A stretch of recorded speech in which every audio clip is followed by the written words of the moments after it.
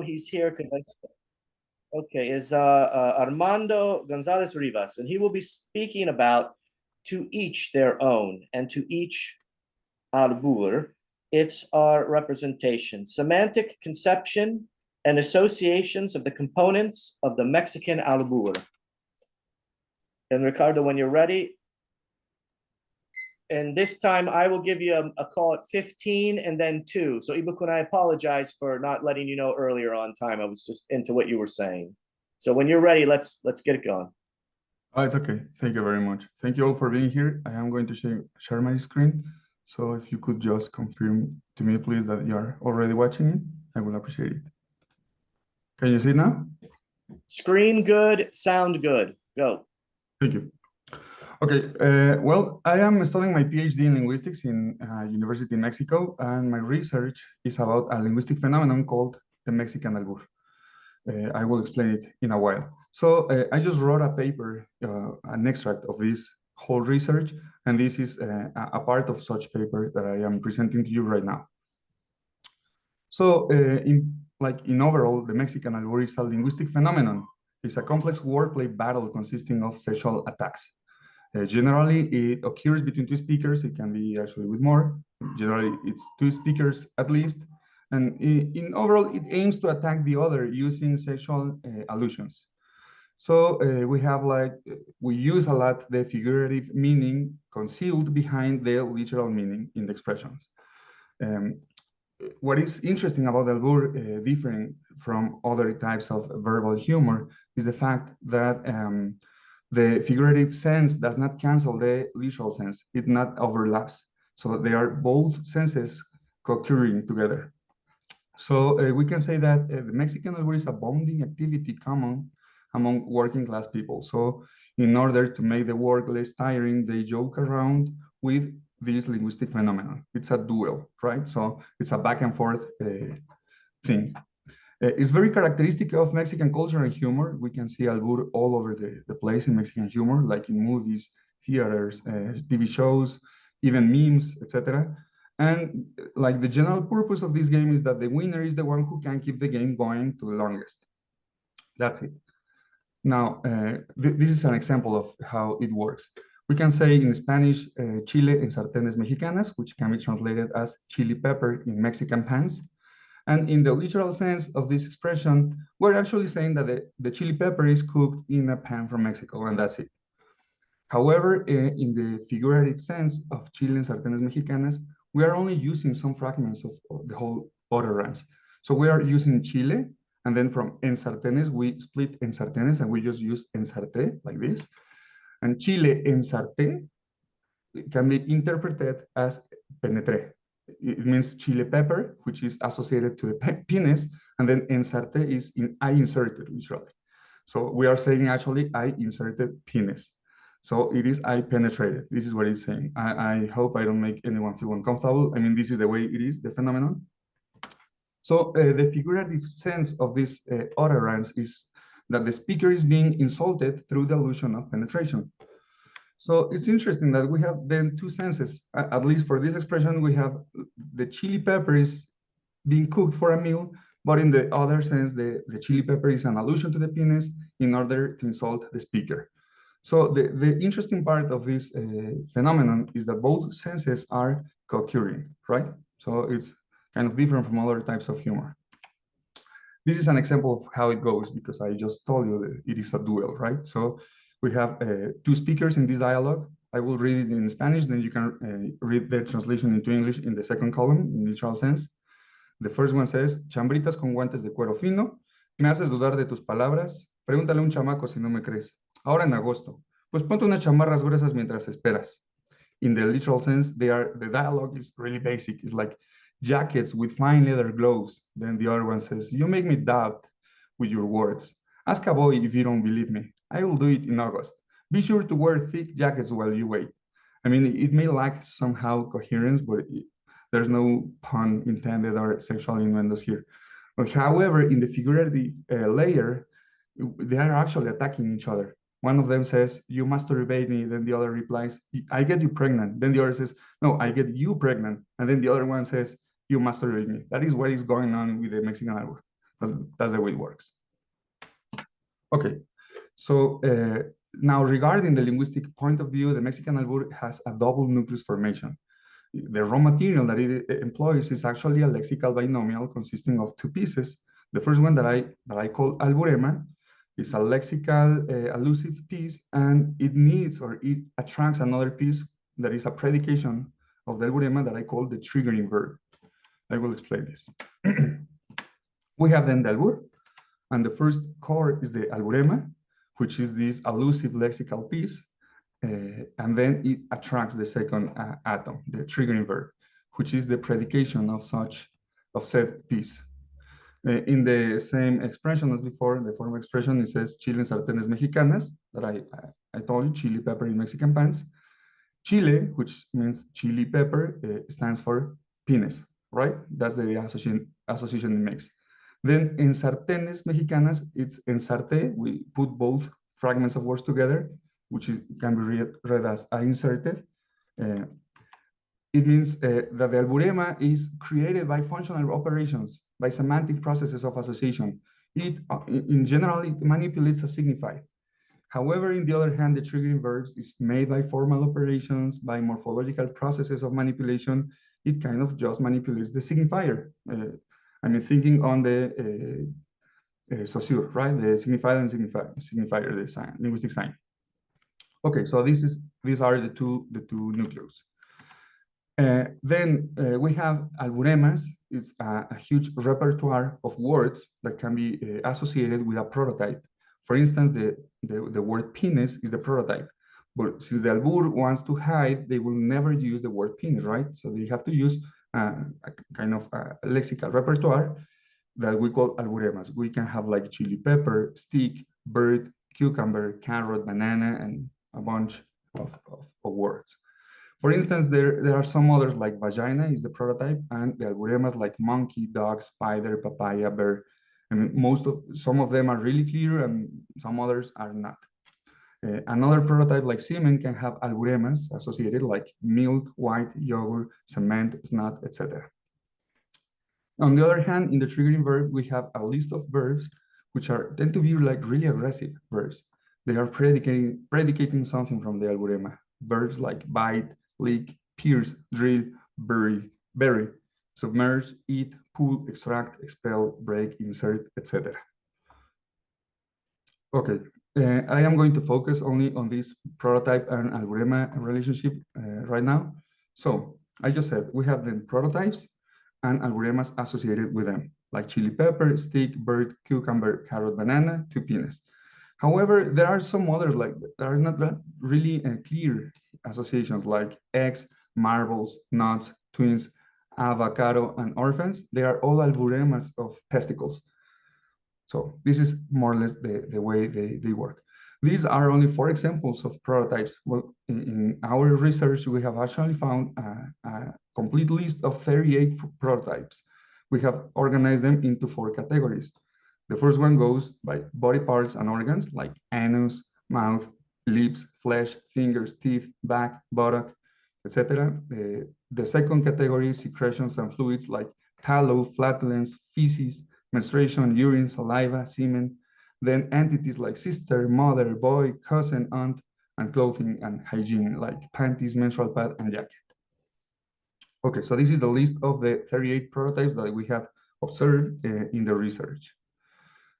Now, in order to understand why some prototypes are able to connect, to be associated with some alburemas, we have to understand the term of profiling that we're using cognitive semantics for this research, the Langakerian study, right? So we have, for instance, the prototype penis. We can like just write the whole bunch of features they have. We have general features of such prototype, and then specific features arising from it. For instance, penis has a biological function, and we can associate like reproductive organ or urination organ as specific features. The same way, like physical characteristics like the veins, thickness, etc., looseness, and some other like the teeth, the foreskin, smell, etc. The interesting part is that the albur, whenever they are using or referring to this prototype, is only using a couple of features. So we are not using a whole bunch of features, just a couple of them that are being profiled. And in the same way, the alburemas that are associated to such prototypes, for instance, chile, that is chili pepper, it has its own set of features, right? In the literal sense. For instance, the color, the spiciness, the seeds, the swallowing, the dish, the choking, oral intake, etc.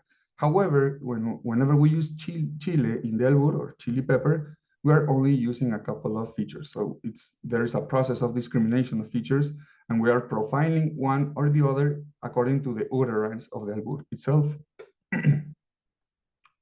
So I explained this in my whole research with the blending theory of Fauconnier and Turner. I am not going to be very specific in this because it will take me the whole time. The main thesis of this is that we have two inputs. In the first one, the left, we have the first input, which is the prototype penis. It has its own semantic features.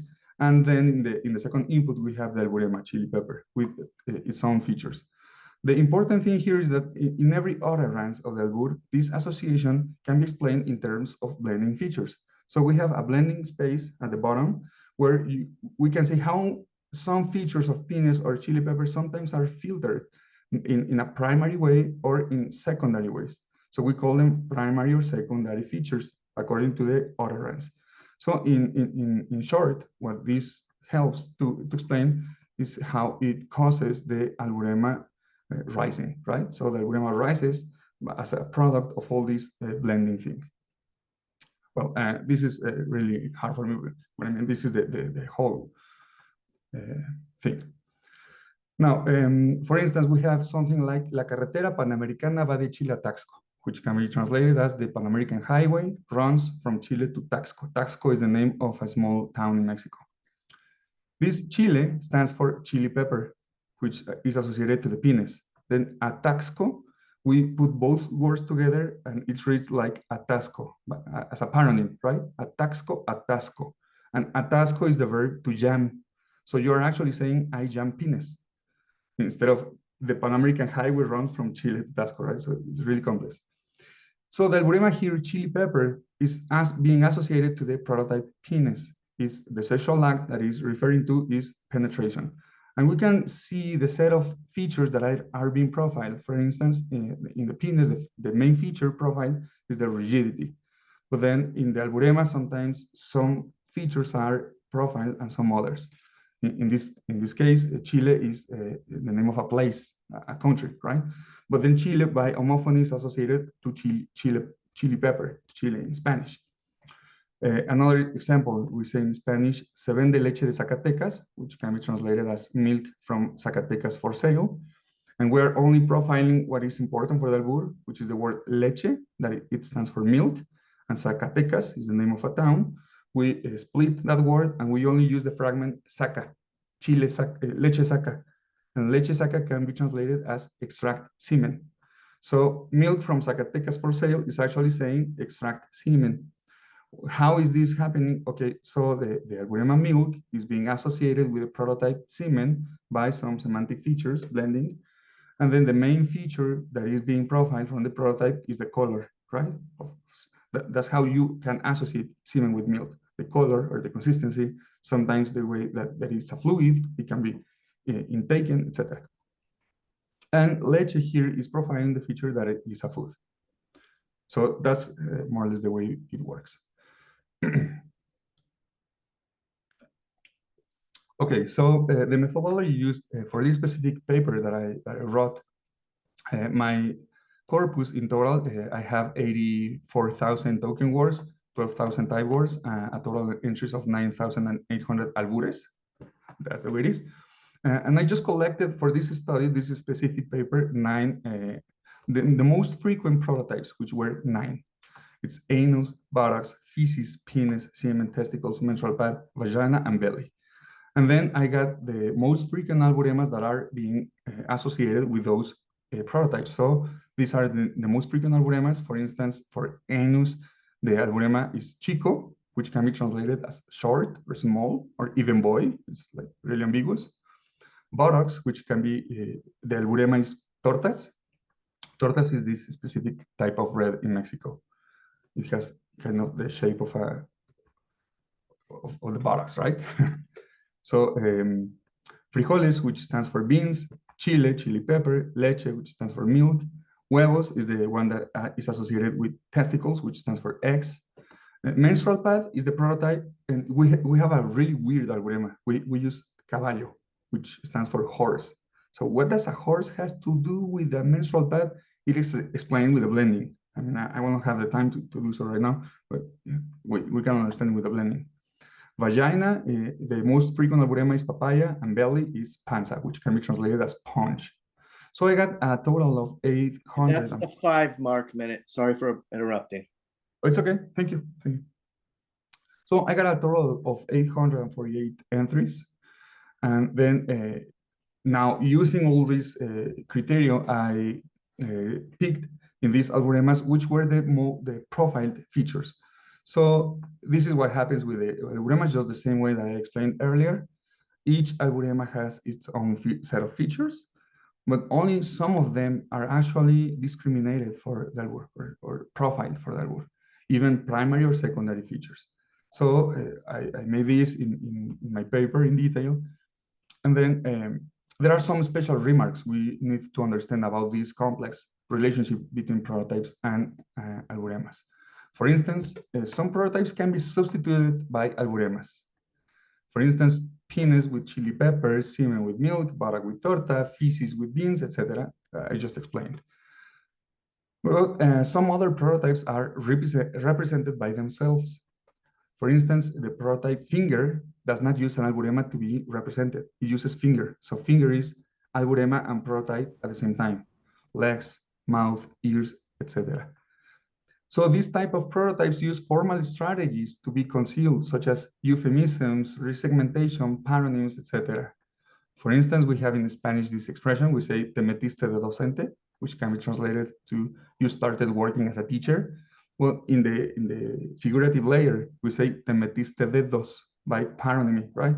We split docente, and then we say, te metiste dedos, which can be translated as you fingered yourself. So look how the word dedos here is the prototype, but in the albur is used as an alburema. So it's prototype and alburema just at the same time. Okay, so it's really complex. And then the additional layer of complexity of all this whole relationship is what I call the primary and secondary associations. Okay, I will explain this the best way I can. Okay, wait. This thing does not let me see. How can I hide video meeting control? Okay. So it says the prototype is associated with an alburema as a concealing mechanism. I just explained, like semen is associated with milk, butter with torta, etc. But this relationship, whenever this happens, the alburema is able to substitute directly the prototype. So I can have something like chile en papas, which stands for chili pepper with potatoes. But I can just replace chile by the word penis in Spanish, and I say penis pen en papas, like penis you soak. It's an allusion to penetration. So look how the relationship of substitution is just direct, right? So we can say this is a primary association when the substitution that leads directly to the sexual allusion is completed. However, we have another even more complicated association with alburema and prototype that I call the secondary association. For instance, when we try to substitute the alburema with the prototype and the sexual expression is not completed yet. Like Santiago Niño Milagroso, we can translate it into Santiago the Miraculous Boy. Here, boy is an alburema of the word bebé, which is the prototype. So this is saying, I'll make you a baby. When I make you a baby is not really completed at all. Actually, baby is related to pregnancy or penetration by metonymy, right? So there's like a second layer of understanding. Now that bebé is or baby is associated with pregnancy or penetration, what we are actually saying is, I will make you a baby by penetrating you, equals I get you pregnant. So look how the second layer of association is created with some alburemas, which are more complicated. We have to start wrapping up now. We have about a minute. Okay. Is there a way, like, if I exceed a couple of minutes in the 20 minutes that I have, it will be less time taking off from the Q&A? We're trying to, we have 2 questions already, so it depends on, trying to keep up. relatively. In sharp. Okay. Okay. Okay. So in this paper that I am explaining it in detail, I use all these alburemas that are the most representative of the 9 prototypes, and explain how, even though they are all complicated in these ways that I have explained, with primary and secondary associations, with the blending and etc., they all have specific particularities of complexity. Like some of them are more productive than others. For instance, the word short as an alburema, it has 179 entries, and it brings 52 triggering verbs. And what happens with milk? It has this somehow the same amount of entries, 170, but only 18 triggering verbs. So I am explaining in this paper that the productivity is explained in terms of how rich the semantic features of each alburema is and how specific they are. Milk is a really specific word, a really specific alburema. So it does not spread the range of triggering verbs that it allows to predict, right? So things like chili pepper is really productive in the corpus. So I explain somehow the relationship between semantic features and how it affects their productivity. This is the last slide. In the conclusions, we're going to have to conclude. Is the alburemas behave as representative of their prototypes in different ways. Such differences depend on their specific semantic features. The prototype alburema association is either primary or secondary. Their specific semantic nuances also cause differences in productivity, as I just explained. And I want to close with this. The Mexican albur is a complex wordplay that has been barely studied in linguistics, but there is still a lot to be revealed. These are a couple of my references. Thank you. That's, oh no. Ibukun has a question. Could there be universalism or global dimensions to the lexical items used? For instance, banana, cucumber, and also used in these senses in African hip hop. Sure, absolutely. Yeah, sure, absolutely. We can actually assess the kind of the weight of some semantic features and how they cognitively are more important for us. Like this profiling is kind of a universal behavior that we can all share. Yeah, independently, the fact that Mexican culture, for instance, Chile has specific nuances that some other cultures may not have. But yeah, absolutely, there are some semantic features that weight much more than others, and that can be universal. Yeah. For the uninitiated, chili peppers are going to take on a whole new meaning after today. Going to the supermarket is going to be fun. So Amy Friedman has another question. Adding to Ibukun's query, is there an overriding social cultural pressure to swerve towards the use of euphemism, that is, though some are quite obscure, instead of using direct examples in one's speech? I'm not actually sure. Or is there something really wicked fun about saying all of this that I may be missing? Like the play aspect. Yeah, I'm not sure how to answer that. I think I will need some more time. I mean, there are some studies about the relationship between albures and euphemisms. They both share the social stigma, which is one of the reasons why the albur has not been really studied in the linguistics. And we know that whenever there is taboo or stigmas, it makes creativity. So albures are highly creative because of the same taboo and stigma. I'm not sure. I think I will need a couple of minutes to answer, but if you don't mind, I can just like text something later. Fine, that sounds perfect. Okay, Chris Kramer. This reminds me a bit of, quote, playing the dozens in the US. Yeah. I think as early as or before the Civil War, a kind of verbal jousting or competitive cleverness enhanced by using otherwise taboo content. Mm-hmm. I would assume this jousting presumes knowing all the interlocutors involved, a meaning of increasing solidarity rather than a means of social distancing. Absolutely. Yeah, absolutely. One of the main purposes of the albur, I mean, besides humiliating the other one, because that happens in the inner game, it's creating a bond. So that's why you can see in the working class people, like they are trying to make the day less fatigued because they hate the boss. So they can use albures and it creates a bond each other. in the master's degree, I also observed some other uses of the albur, like in order to break the ice, we say in Spanish, like to make like an environment more friendly, or even to like to get to know somebody and to fun with somebody that you like, you use albures. So it has a lot of social functions.